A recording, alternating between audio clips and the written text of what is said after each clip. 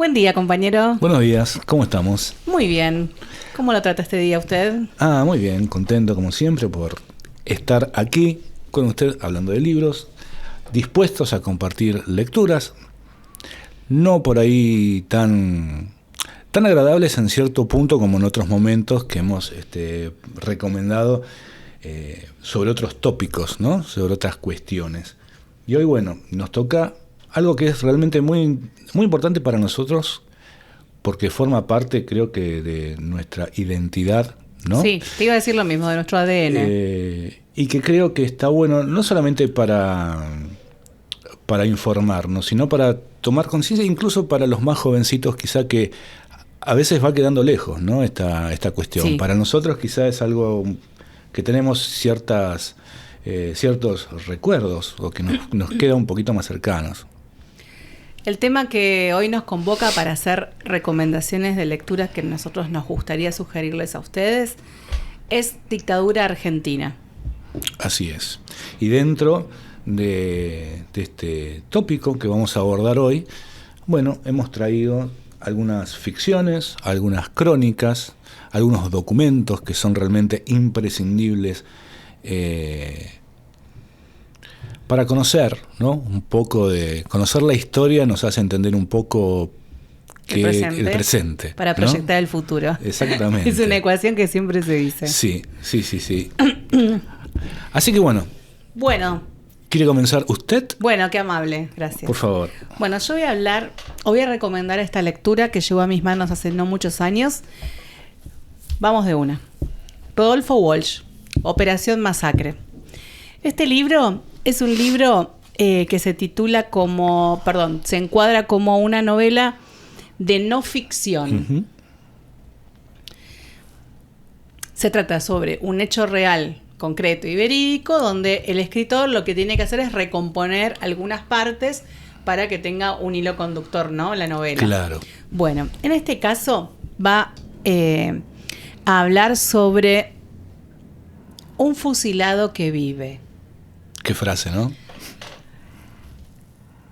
En el año 55, cuando fue la autodenominada Revolución Libertadora, el derrocamiento de Perón, bueno, hubo una sublevación contra esa autodenominada revolución que se llevó a cabo por los los generales Tanco y Valle.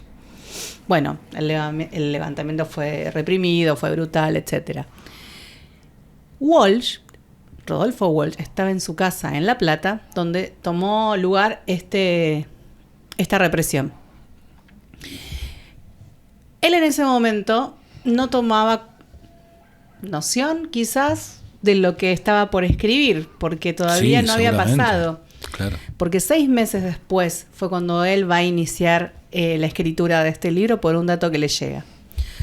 Pero sí me gustaría leerles una parte muy interesante, porque cuando Walsh se esconde en su casa, porque la represión se estaba dando en las calles de La Plata, muy cerca de donde él estaba, él llegó, bajó las persianas, se escondió, apagó las luces como todos los vecinos, y había corridas y así vueltas, y en un momento escuchó porque estaba del lado dentro de su casa, que un conscripto que estaba ahí en el levantamiento / represión fue herido. Y él escribe en el libro que les estoy recomendando que ese conscripto malherido, posiblemente próximo a fallecer, agonizante se podría decir, ¿no? Sí, dice así Walsh en el libro: tampoco olvido que, pegado a la persiana, oí morir a un conscripto en la calle, y ese hombre no dijo «¡Viva la patria!», sino que dijo «No me dejen solo, hijos de puta». Yo cuando leí esto dije, no, esto es una joya. Esto es una joya de mí. No solo por el contenido, sino por la forma de decirlo. A veces no hay que dar tantas vueltas para tratar de explicar algo. No. Y eso lo vamos a encontrar en Walsh. Sí, porque más allá de una crónica, obviamente Walsh es quien da lugar de alguna manera a este género que llevó por nombre, o lleva por nombre, el de no ficción, como vos decías, que no es otra cosa que combinar el género periodístico con herramientas literarias, ¿no? Así es. Y entonces, como vos decías, no solamente va rellenando, sino que va contando y va narrando de una manera tan cruda, ¿no? Como la que acabas de mencionar, Sí. porque ante esas palabras, como vos decís, no hace falta dar tantas vueltas, no hace falta siquiera un gran contexto, no hace falta tantas descripciones, es muy fuerte, es casi es demoledor esas líneas Sí, que sí. leíste. Sí, como decíamos a veces en el capítulo anterior, en el de poesía, que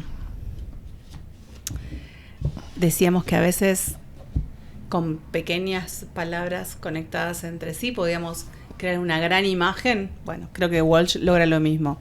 Con respecto al género de no ficción y complementario a la trama periodística, bueno, viste que también se habla de Truman Capote con La sangre fría. Sí, claro. ¿Lo pudiste leer alguna vez?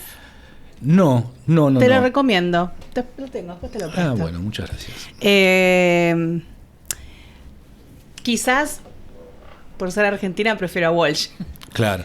Bueno, hay quienes dicen que en realidad, más allá de la fecha de publicación, la obra de Walsh es anterior a la publicación de Truman Capote. Sí, así que si debiéramos decir quien de alguna manera le abre la puerta a este género, sin duda. Sí, pero aparte también, brevemente, el de Truman Capote es distinto porque se trata de un crimen de dos malhechores, de dos malvivientes sobre una familia en un condado, en un lugar. Entonces es como un poco más reducido el recorte de lo que escribe Truman Capote, y en cambio esto, Operación Masacre, tiene que ver con parte de la historia argentina. Claro, sí, leyes, procesos. Sí, incluso hay una segunda parte de la novela donde hay toda una reconstrucción de lo que es los testimonios, la parte judicial, ¿no? Exacto. Bueno, esta novela, ¿dije esta novela? Está bien. Esta novela se trata de que, bueno, Walsh entonces vivió en La Plata, es testigo presencial de esta represión ante el sublevamiento a la proclamada autorrevolución libertadora, y bueno, cuenta eso. 6 meses después de ese evento, él va a estar en un bar en La Plata jugando ajedrez con gente del barrio, de la ciudad, y va a escuchar a uno que dice sobre el hecho que pasó 6 meses anteriores. Va a decir, hay un fusilado que vive. Walsh, eso le va a prender, se le va a prender como una garrapata y no lo va a soltar hasta que termine de hacer esto. El bicho periodístico, ¿no? Claro. Que él tenía encima. Es decir, ¿qué significa un fusilado que vive? Entonces, que en el levantamiento hubo un grupo que estaba vinculado al levantamiento y gente que estaba reunida casi... Estaban escuchando una pelea de boxeo por la radio, si no me equivoco, ¿no? Sí, porque uno de los vecinos tenía radio y era algo bastante usual que los invite. Entonces, gente que capaz eran conocidos, pero no tenían nada que ver con esto de ser el sublevamiento. Bueno, la cuestión es que él entonces empieza a investigar, se empieza a asesorar, empieza a buscar información, y es verdad que, para ir resumiendo, un grupo de personas estaba reunida escuchando por la radio una pelea de boxeo cuando cae una redada justamente en busca de estas personas que serían los que están organizando este levantamiento. Los cargan en un camión, ¿no? Hay luchas, hay gente que sale corriendo, bueno, hay de todo. Lo que puede pasar, obviamente, en este tipo de redadas, los llevan a José León Suárez, donde hay un basural, hay todavía, ¿no? Creo que el espacio se mantiene, sí, no sé si con la misma finalidad, pero sí, el espacio está. Y bueno, y ahí donde los hacen bajar del camión y empieza el fusilamiento de todos. Claro, ¿qué es lo que pasa? Las personas, supervivencia, muchos empiezan a escapar, muchos han fallecido, pero muchos empiezan a escapar.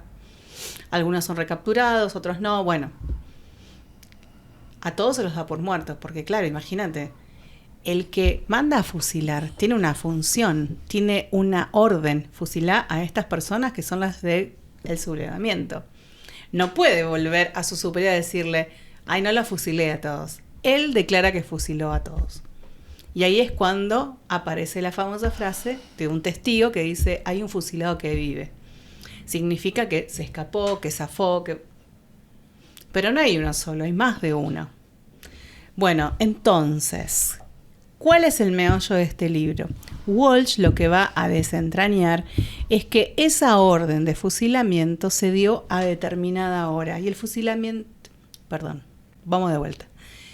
Que la orden... No, estaba diciendo bien. La orden de fusilamiento se dio cuando los fueron a buscar. O sea, vas, los buscas y los matás. Porque se quieren sublevar contra nuestra revolución. Ahora, para vos fusilar a una persona, qué crudo todo esto. Sí. Fusilar a una persona, vos tenés que tener una orden, una ley marcial, tenés que tener un Estado que haya dicho que la pena de muerte está vigente. Claro, en este caso era totalmente clandestino. Era clandestino, porque sí existió eso. Pero existió esa misma noche, pero a partir de las 0 horas. Y ellos lo fusilaron antes. Si vos fusilas a una persona antes de que haya una ley que avale el fusilamiento de personas, es ilegal. Claro. El Estado debe responder. Todo eso es lo que Walsh va a desentrañar y vamos a ver si lo logra o no en este libro. Tiene un orden cronológico, lo va a contar paso a paso, momento a momento, hora a hora. Va a recolectar testimonios de algunos de los fusilados que viven, de familiares. Va a seguir la historia unos años después. Los va a volver a encontrar. Es un libro que... Y yo creo que se lee de un tirón, porque es tan interesante. Sí. Es tan interesante porque es cronológico, porque hay hechos que, bueno, son como muy fuertes, entonces cuando vos te estimulan muy fuertes, como que respondés y querés seguir leyendo.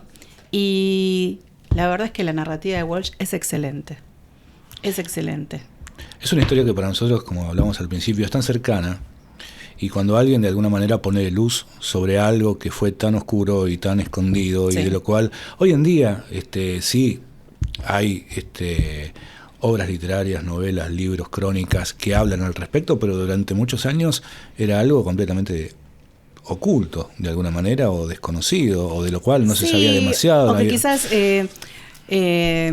no se sugería la lectura, o no sé, si me imagino en los colegios secundarios no era un texto que se trabaje sobre. Sí. Bueno, yo lo recomiendo porque es un libro que habla de una parte de la historia argentina. Es un hito en sí mismo. Sí, totalmente. Es un hito en sí mismo. Es apreciado por distintos países este tipo de literatura, este libro en particular. Yo tengo esta edición que es muy amable. Yo tengo la misma. Ediciones de La Flor, ¿sí? Tengo exactamente la misma. Y ahí incluye la carta de Walsh a los militares del 76. Bueno, un plus. Un plus triste, pero bueno. Sí. Se los recomiendo. Rodolfo Walsh, Operación Masacre. Muy buena recomendación. Gracias. Bueno, para una crónica, entonces yo voy a seguir con otra crónica, mucho más reciente, ¿no? Es de Leila Guerriero, La Llamada. También es una crónica de otra sobreviviente, pero esta vez la sobreviviente es Silvia Lavairu, que fue secuestrada cuando estaba terminando, podríamos decir, el colegio secundario. Era una o la más jovencita de las secuestradas en la ESMA. Ella era militante de Montoneros, era alumna del Nacional Buenos Aires, uh-huh, y embarazada de 5 meses es secuestrada y permanece en la clandestinidad, detenida, durante 1 año y medio, en el cual da a luz a Vera, su hija, quien es restituida a la familia de Silvia. Leila Guerriero arma toda esta crónica, mejor dicho, arma todo este rompecabezas, porque para poder contar la historia de Silvia, no solamente cuenta lo que fueron sus días de cautiverio en la ESMA, sino que la empieza a reconstruir a partir de su niñez. Cómo fueron sus padres, cómo era su familia, cómo fue su paso por el colegio, quiénes eran sus amigos, cómo empieza a militar, cómo llega a la política hasta ella y por qué se interesa, cómo empieza a dar sus primeros pasos en la agrupación Montoneros y cómo finalmente es apresada. Claro, va a tener una gran cantidad de encuentros Leila con Silvia, a partir del cual ella la conoce por un amigo en común, que es un fotógrafo que se llama Dani Yaco, que le manda a Leila un link de una entrevista en Página 12. Ahí hablaba algo acerca de Silvia, a Leila le interesa, la contacta y comienzan a tener algunos encuentros y a partir de ahí empieza a reconstruir toda su historia. Ella va a salir 1 año y medio después de este infierno que fue el estar secuestrada en la ESMA. Y se va a encontrar con otro, no tan crudo de alguna manera, no explícitamente crudo, pero ella una vez que logra salir de la ESMA se va a exiliar en España, país en el que va a vivir durante unos 40 años aproximadamente. Lugar en el cual estaba exiliada otra gente también escapando de la dictadura. Y claro, ella va como sobreviviente. Y claro, sobreviviente, ex militante de Montoneros, está ese prejuicio que pesa, ¿no?, sobre quienes de alguna manera tuvieron un paso similar, que es el ¿cómo sobreviviste? ¿Qué precio pagaste para mantenerte con vida? ¿A quién vendiste, en otras palabras? Y era muy resistida por aquellas personas compatriotas que estaban en España, lugares de reunión en los cuales no era recibida, reuniones en casas particulares a los cuales no era invitada. De hecho, ella con el paso de los años estudió psicología y nunca ejerció, porque se sentía se sentía excluida de cualquier círculo. Y no fue más que un título que pudo obtener y conocimiento que pudo adquirir, pero ni siquiera se animó a ejercer como psicóloga. En el 2011, si mal no recuerdo, se da la posibilidad, y esto fue, dice Leila Guerriero en una entrevista, algo que sí le llamó la atención y despertó su interés por contar esta historia. Silvia fue no solamente secuestrada, fue torturada, tuvo a su bebé arriba de una mesa, de un tablón, y entró a una suerte de programa que se llamaba Programa de Recuperación, en el cual le asignaron a un militar para que estuviera con ella. Este militar la violaba sistemáticamente y comenzaban a darle a un grupito de estas personas que estaban detenidas algunos encargos para ver cómo reaccionaban. En realidad no era que le daban encargos, lo obligaban, era estar entre la espada y la pared y no tener más posibilidades que acatar aquello que le estaban pidiendo. Una de las cosas ante las cuales la pusieron a Silvia fue hacerse pasar por la hermana de Alfredo Astiz, quien se infiltró en la agrupación de Madres de Plaza de Mayo. Ella lo único que hacía era acto de presencia, y como resultado de esta infiltración, bueno, hay madres muertas, hay 2 monjas francesas que desaparecieron, familiares también. Entonces, claro, esto es algo que ella tampoco lo ocultó, que era muchas de las que también pudieron salir y que eran compañeras, conocían todas estas cosas, y es algo que Silvia no ocultó, que lo contó públicamente y que obviamente también le valió el hecho de que fuera despreciada de alguna manera por sus compatriotas. Hay una infinidad de testimonios, no infinidad, pero según Leila Guerriero, unos 95 personas que fueron entrevistadas para reconstruir toda esta historia. Y una de las cosas que, al igual que Walsh, que hace uso de la literatura para construir esta crónica, son estas herramientas literarias que usa Leila y que realmente lo hace muy bien, como por ejemplo armar toda una polifonía de voces con cada una de las personas que está entrevistando, porque va a estar la palabra de su ex marido, va a estar la palabra de compañeros de militancia, de diferentes personas que van a ir pasando y que una vez que pasaron no vuelven quizás a ser presentados, sino que uno los lee y cuando los lee reconoce la voz del que está hablando. Es decir, que no son una... la voz no es plana, claro. sino que hay diferentes tonalidades y que son reconocibles para el lector, pero yo me imagino el trabajo que habrá detrás de esta crónica para poder construir algo tan bien logrado, ¿no? Así que bueno, les recomiendo mucho este libro, La llamada, Leila Guerrero. Muy bien. Bueno, te cuento. El siguiente que yo elegí se llama Villa, de Luis Guzmán. En la edición que tengo yo, que es edición aniversario de la editorial Edasa, viene con un prólogo de Jorge Panesi. Bueno, en lo que es literatura de dictadura argentina años 70, es como que hay muchos sugeridos. Uh-huh. Bueno, Guzmán, el escritor Luis Guzmán es uno. Otro es Piglia, Ricardo Piglia, con Respiración Artificial. Otros dirán que es Saer, con Nadie, Nada, Nunca. Y otros dirán que es el autor que después, entiendo, va no me spoilees, a recomendar Diego. Pero bueno, vayamos a Villa de Luis Guzmán, que también lo tengo autografiado. Porque fui a la feria de editores, sabiendo que iba a ir Luis Guzmán. Un beso, querido escritor. Y nada, lo atraqué y le dije: Luis, soy tu fan. Luis es un hombre grande ya, es altísimo. Así que, uy, ¿viste? El sonidista me mata. Nada, me miró así hacia abajo. Y le digo: ay, yo estudio letras. Y me dijo: traidora. Me dijo. Bueno, volvamos a lo serio. ¿De qué se trata Villa? Villa es el apellido de un joven que trabaja en zona sur del conurbano como un mosca, que es como un cadete secretario, hace mandado, diligencias, cosas, ¿viste? Para otros. Y él siempre va a decir, cuando le preguntan sobre qué se dedica: donde me daban lugar, yo me quedaba.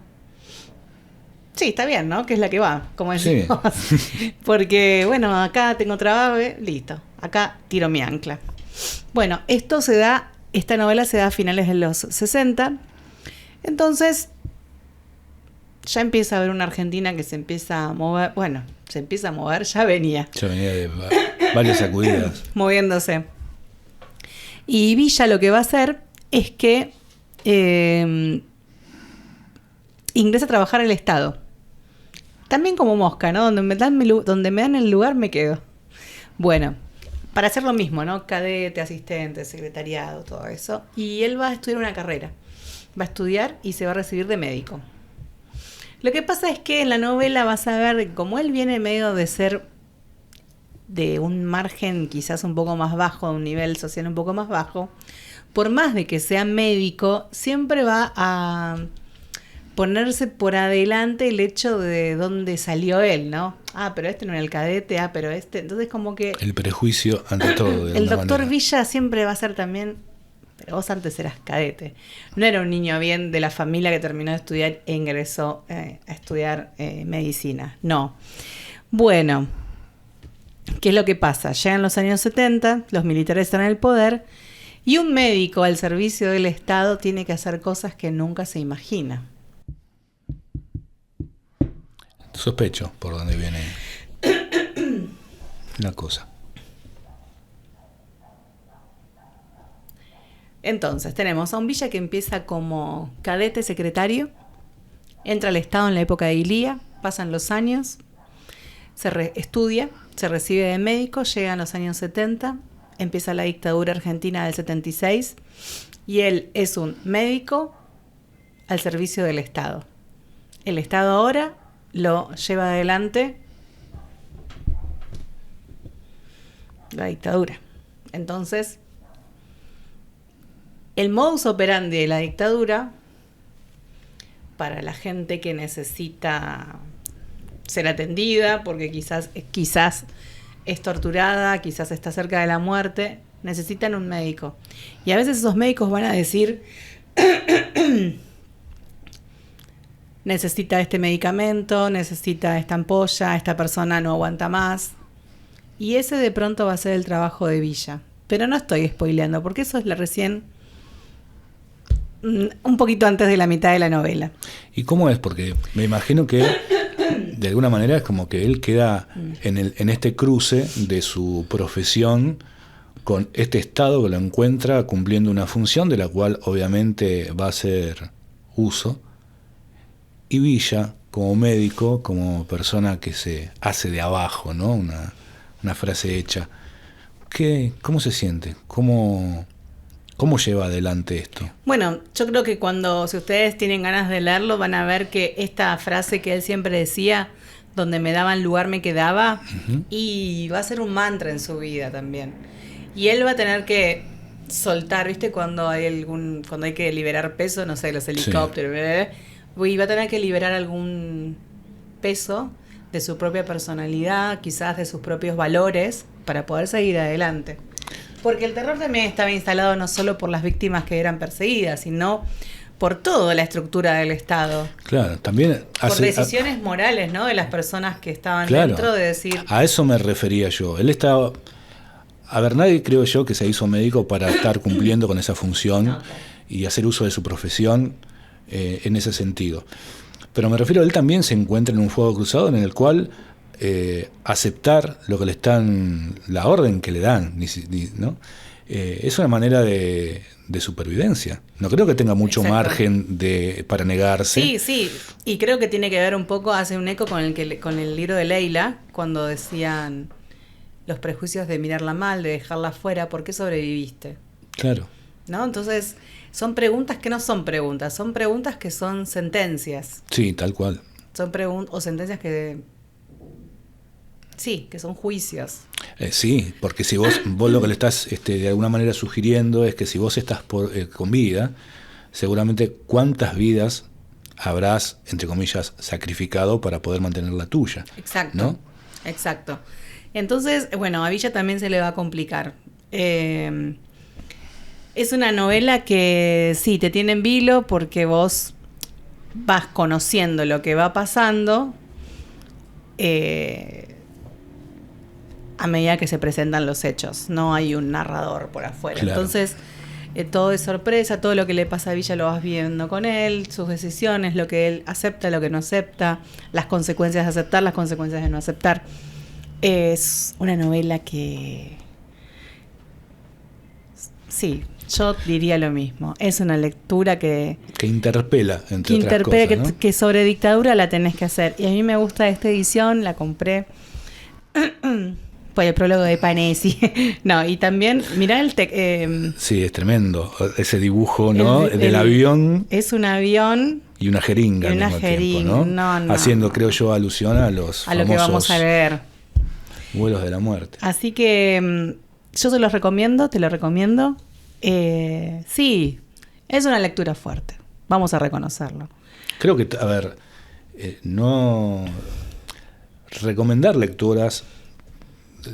Tenemos que entender que lo que estamos recomendando es justamente textos que nos parecen que tratan esta temática tan delicada, ¿no? Y que todavía tenemos un poco como en carne viva. Sí.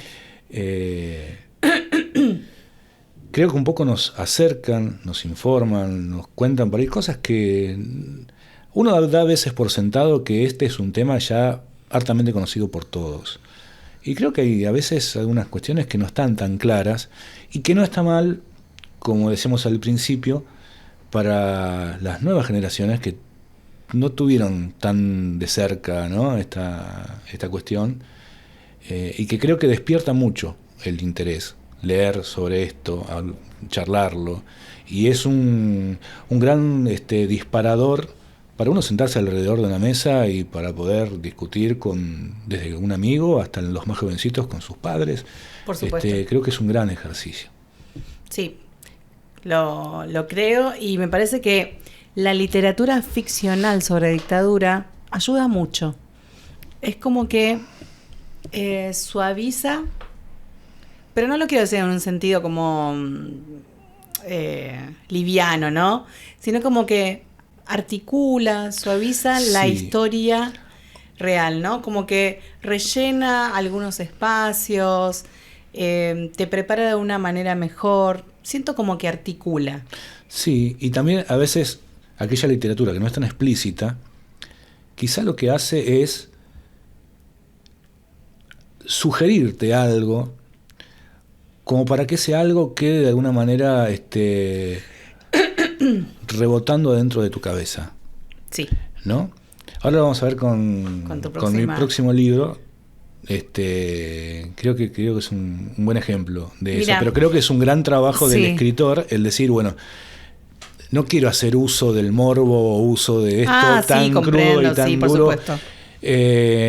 Voy a decir lo mínimo y necesario, pero Bueno. de una manera tan pensada que lo que yo no diga va a ser trabajo del lector, de Sí, alguna manera, perfecto. el poder sacarlo a relucir, ¿no? Hoy leí una frase de Bey Casares. Bey Casares recibió el premio Brillante, sí, de Conex.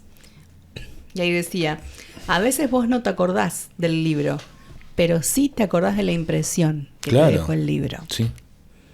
Eso es algo que bueno, cuando uno lee, te dejan, ¿no? Esas marcas. Sí, sí. Muchas veces nos pasa que las recomendaciones que nosotros hacemos parten De ahí. Sí. Y a veces tenemos que volver a releer, porque lo que nos quedó de ese libro es justamente eso, es la Sí, impresión. es la impresión. Lo cual por ahí no es suficiente para poder contar y Sí, transmitir claro. y hacer una recomendación, pero estamos muy seguros de lo que vamos a recomendar porque lo que nos quedó fue justamente Tal eso, cual. ¿no? Esa huella. Bueno, dicho esto, cuéntenos, ¿con qué seguimos? Bueno, vamos a seguir. Mira, estamos hoy bastante bien como combinados. Vos una crónica, yo una crónica, vos una novela en la cual el protagonista es un médico, y yo traigo también una novela de Martín Coban, 2 veces junio, en el cual, aunque no lo parece, yo creo que el protagonista también es un médico. ¿Ah, sí? El protagonista, por lo menos el que inicia y quien es el narrador de esta historia, un personaje del cual no vamos a conocer su nombre en ningún momento, es un chico de unos 17, 18 años que comienza de una manera expectante porque lo están sorteando para ir al servicio militar. ¿En qué año más o menos? En el 78, en junio de 1978. El capítulo con que arranca la novela se llama 497, porque es el número que le tocó en el sorteo, y en lo cual decían, yo me acuerdo en el sorteo, primero salía tu DNI, después el número, o al revés, ponele, y ¿qué te tocaba? A él le había tocado tierra, es decir, tenía que ir a servir al ejército. Bueno, sus padres, que estaban junto con él, acompañándolo en este sorteo, uno diría, bueno, yo como padre, si a mi hijo le toca la colimba, no voy a estar muy feliz, ¿no? Porque en ese momento se pensaba que a los chicos les hacía bien el servicio militar. Era un pensamiento muy frecuente de la época. De hecho, los padres se ponen felices. El padre está muy orgulloso de que su hijo vaya a cumplir con el servicio militar porque él también lo había hecho, y le empieza a dar algunas recomendaciones de qué decir, cómo comportarse, qué hacer. Bueno, esto se va a ir mechando con lo que van a ser la experiencia de los primeros días de este muchacho en el servicio militar, y de alguna manera llega a ser chofer y también una suerte de acompañante, de asistente, mejor dicho, de un médico, el doctor Mesiano. Fíjense el nombre, ¿no? Mesiano. Todas las mañanas lo iba a buscar con el auto, ya nos imaginamos qué marca, al doctor. El doctor lo saludaba así con una especie de reverencia, no cruzaban palabras, lo llevaba de un lado a otro. Pero un día, que es donde va a arrancar esta historia, este joven está esperando ahí en una guardia, en un lugar donde estaba el teléfono y había una mesa y había un cuaderno sobre el cual se dejaban registros de los mensajes que llegaban por teléfono. El cabo Leiva había recibido un mensaje que había dejado escrito, él se asoma, lo lee. En un primer momento lo que le llama la atención es que había una falta de ortografía y él se sentía tentado a corregirla, pero no sabía si iba a estar metiendo la pata. Hasta que lleva al cabo Leiva con un superior. Un superior que realmente le llama mucho la atención en el sentido de amonestarlo por la informalidad con la que acaba de tomar registro de esa llamada, una llamada proveniente de un centro de detención de Quilmes, en el cual un médico de allí llamaba para hacer una consulta al doctor Messiano. ¿Y viste lo que hablábamos recién, acerca de no hace falta ser explícito, basta una pregunta quizá, como en la novela en el libro de Walsh, ¿no? El no me dejen solo. Bueno, la pregunta es una sola pregunta la que deja este médico. Es, ¿a partir de qué edad se puede torturar a una criatura? Había una mujer secuestrada que había dado a luz, no quería hablar, entonces lo que querían o lo que pretendían hacer era torturar a su bebé para hacerla hablar. La pregunta entonces era si se podía o no. Bueno, el doctor Messiano no estaba, lo mandan a este joven, a su asistente, a buscarlo. Él en realidad toma como no puede desatender esta llamada y empieza a buscarlo por todos lados. Junio de 1978 coincide con el Mundial de Fútbol. Uh-huh. Casualmente al doctor Messiano le habían regalado un par de entradas para ir a ver el partido de Argentina-Italia, uh-huh, y entonces no estaba en el cuartel. Por lo que cuando este joven se entera de que estaban en la cancha de River, lo va a buscar incluso allá. Porque él pensaba que podía llegar a perjudicarlo a él, al médico, el no dar una respuesta pronta. Finalmente lo encuentra ya a la salida, finalizado el partido de fútbol. La Argentina había perdido, los ánimos no eran los mejores. Nunca llegan toda la noche a poder decirle al doctor Messiano qué era lo que necesitaba decirle tan urgente. El doctor Messiano se lo lleva a él, estaba con su hijo, el hijo del doctor Messiano, iban a una especie de bar donde hay algunas señoritas a tomar whisky y no le da el espacio para decir realmente lo que quiere, lo que necesita. Cuando finalmente se lo dice, dejan primero al hijo del doctor Messiano, luego van a Quilmes, a este centro, y ahí va a tener una discusión fuerte con el médico de ahí, de ese lugar, justamente acerca de esta consulta, porque no puede creer que alguien que también es médico no pueda saber esto que le está consultando. El muchacho queda haciendo guardia afuera, apoyado contra una de las puertas que oficiaba de celda, y por entre un espacio, unos barrotes, una mano lo toca, y era la mujer que estaba allí secuestrada, pidiéndole por favor que llamara a su abogado y le da un número de teléfono. El doctor Messiano en realidad estaba en parte enojado porque su hermana no podía tener hijos y él obviamente pretendía ese bebé para su hermana. Uh-huh. Bueno, no voy a contar mucho más porque la novela va a tener una segunda parte, por eso se llama 2 veces junio, que va a transcurrir 4 años después, otra vez en junio, en el cual ya ahora el escenario, el contexto va a ser diferente. Ahora se está jugando el Mundial de España y al mismo tiempo se está desarrollando la Guerra de Malvinas. Uh-huh. Guerra en la que va a combatir el hijo de Messiano. Nuestro protagonista ya terminó la conscripción, hace ya unos años que no ve a Messiano, pero se entera por las noticias en la lista de caídos en batalla que uno de los caídos es el hijo, un chico al quien él conoció, uh-huh, y entonces decide ir a buscar a Messiano para ofrecerle sus condolencias, y de alguna manera él guardaba como un grato recuerdo, un aprecio, no sé, un vínculo. Pero esta segunda parte va a ser bastante reveladora sobre algunos hechos. La novela tiene capítulos cortos, cada capítulo a su vez está dividido en apartados, algunos incluso pueden llegar a tener 2 líneas, 4.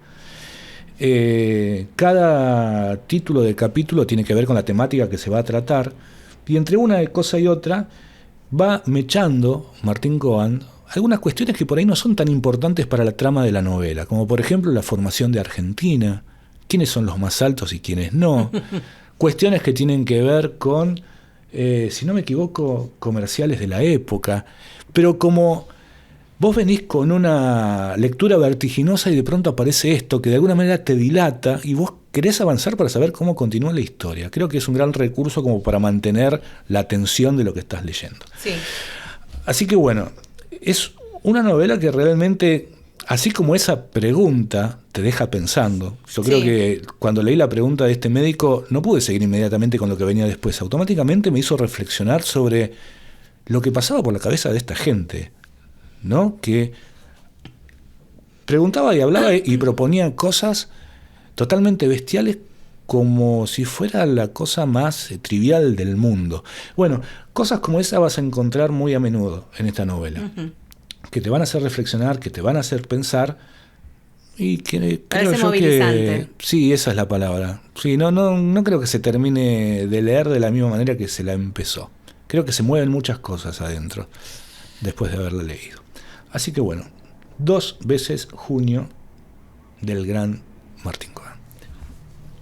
Bueno, yo voy a recomendar esta lectura, que me parece de que todos conocemos el libro de nombre, pero no sé si todos lo leímos. En mi caso yo lo leí a los 18, lo compré en un supermercado. Mirá. Así de banal. El libro es El Nunca Más y es el informe de la CONADEP. La CONADEP es la Comisión Nacional sobre la Desaparición de Personas. Bueno, así es. El prólogo está hecho por el escritor Ernesto Sábato. Este libro no es un libro, es un informe.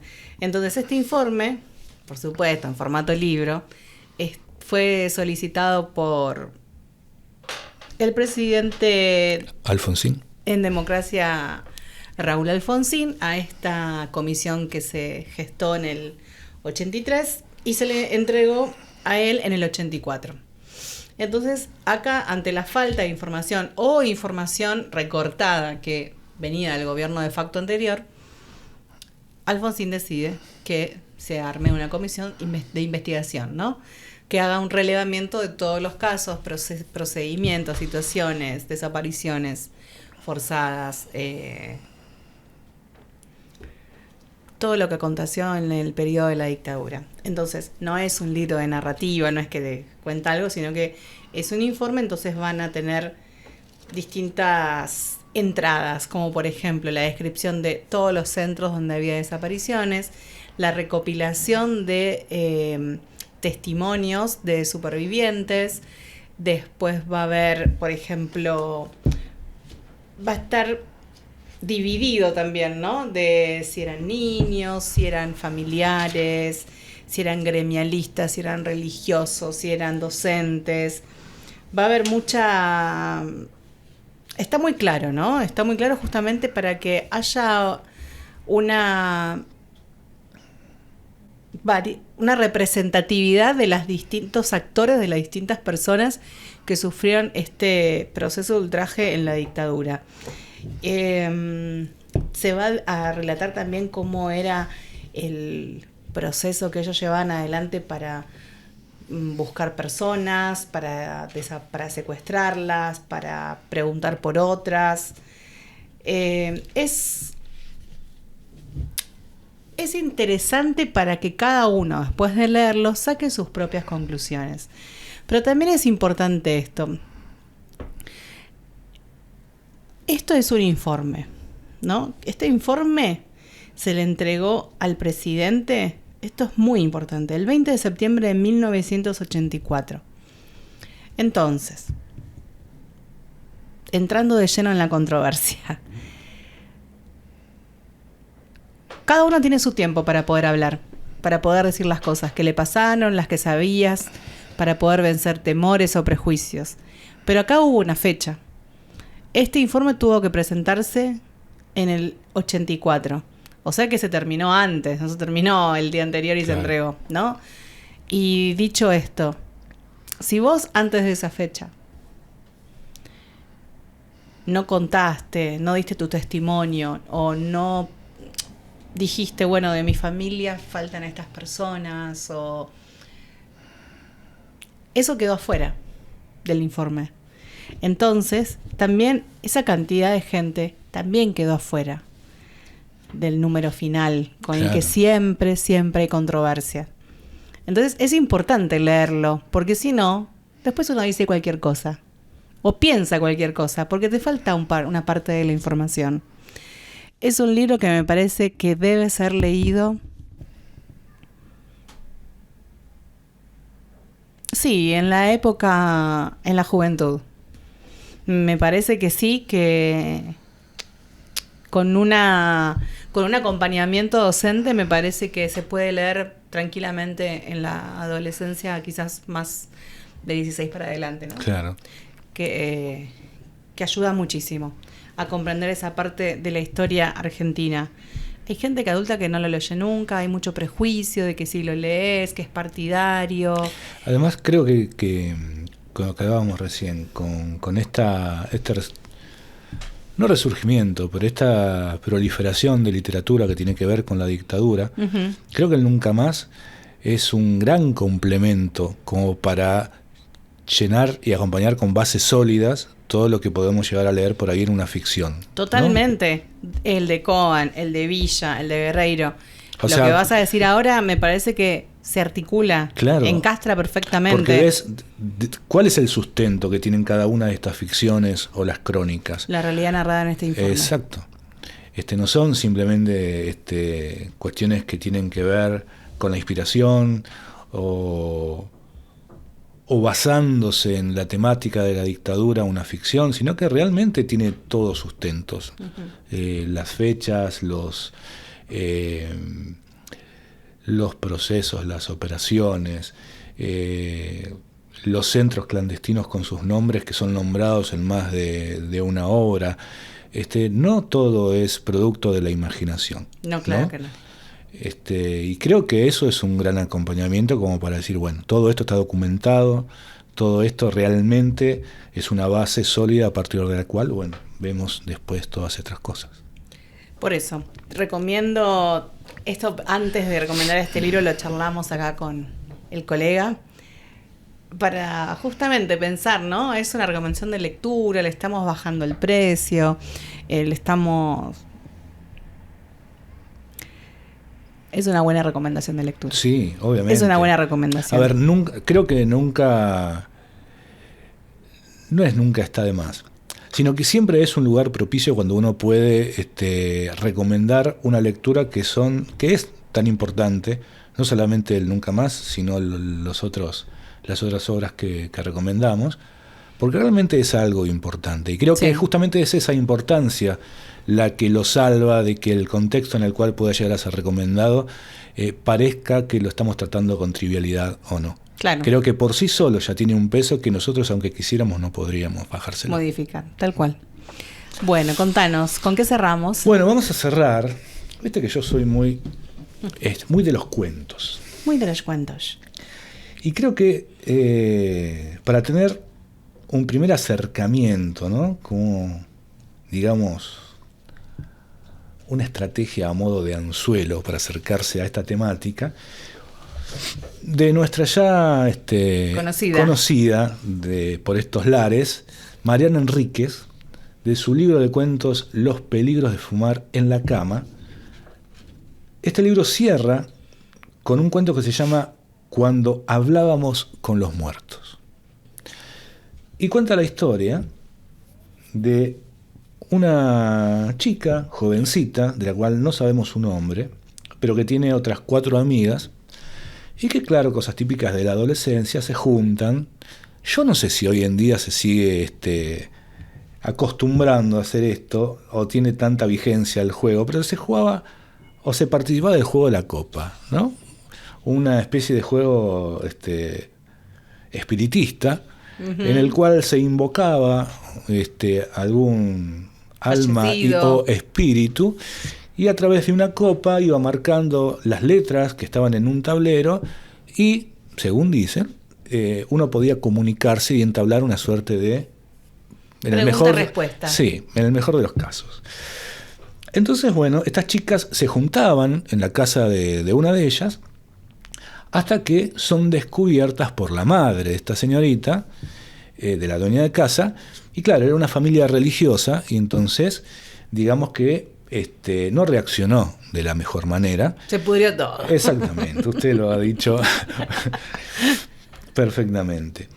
Y claro, se quedan sin lugar en el cual poder desplegar este juego. La que narra la historia en este momento de esta trifulca que se arma, a lo sumo puede hacerse del tablero, un tablero Ouija, si no me equivoco.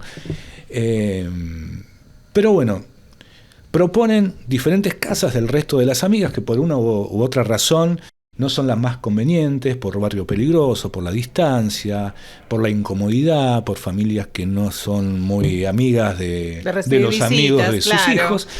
Y bueno, terminan yendo a la casa de una de ellas, que es la que más lejos queda, pero después se alegran porque es una casa muy amplia, muy grande, dormitorios muy amplios, que les dan cierta intimidad para poder jugar, fumar, sin que nadie los interrumpa.